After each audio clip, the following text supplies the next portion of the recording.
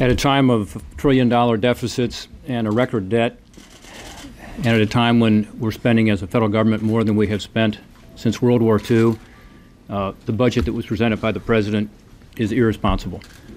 It does not address the acute fiscal crisis we face as a country, and we'd hoped for something better. In fact, as you know, last year the President's budget was taken to the floor of the Senate, and it was indicated earlier the vote was 97-0 against it.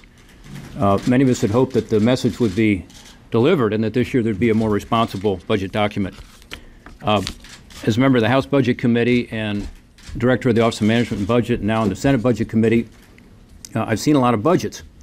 And I must say, in looking at this one, I think it's extraordinary in terms of its lack of seriousness and, again, responsibility. It starts by proposing a new $350 billion stimulus bill. You look at the new spending in here related to so-called stimulus. The President then claims in the budget document $5.3 trillion actually in deficit reduction over the decade. So in looking at that and breaking it down, 99.9% of the deficit reduction that the President claims is the following. One, $1.9 trillion in tax increases. Two, Iraq and Afghanistan war savings that have been widely acknowledged by Republicans and Democrats alike as being a gimmick. This is the so-called OCO savings. Three, the already enacted discretionary caps and the Budget Control Act. So the budget actually takes credit for what Congress has already enacted. And then finally, net interest savings from those policies, which is about $800 billion.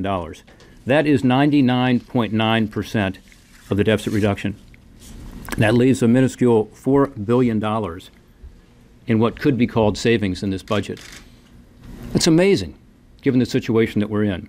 But on top of that, the President hides in his baseline $479 billion in new spending. And specifically, that's the Pell Grant and the Medicare doc fix that's actually built into the baseline. So unfortunately, the claimed savings of only $4 billion completely vanish as well. There are no savings in this budget.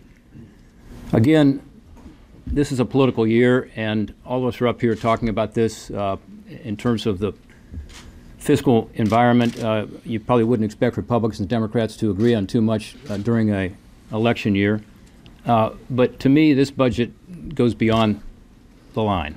It goes beyond just being a political document. It goes to being an irresponsible document. Given what we're facing in terms of the fiscal problems, given what our kids and grandkids will be facing thanks to our irresponsibility, and given the impact on the economy. There's one thing in this budget that I think is actually relatively honest, and that is the President's projection of what the economy is going to do. And maybe it's in part because of the budget, because you know a budget document is both the spending side and the revenue side, and then an economic forecast.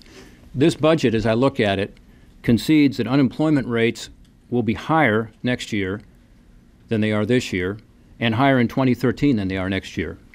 He projects an unemployment rate of 8.9% in 2012 and 8.6% in 2013. Ultimately, that's the worst part of the budget, that there's not anything in this budget to really get our economy moving again. Neither taking on the fiscal issues and being sure you have more predictability and certainty in our economy and to avoid the kind of debt crises that we're seeing in Europe, and no pro-growth policies to address the obvious need for us to give this economy a shot in the arm. So I'm sorry to say that in looking at this document, it looks like more of the same from last year and an entirely political document during a year in which we should be making progress on our deficit and debt. Thanks, Rob. Thank you. Also, I would note, as you know, Rob, as OMB director, wrote these budgets.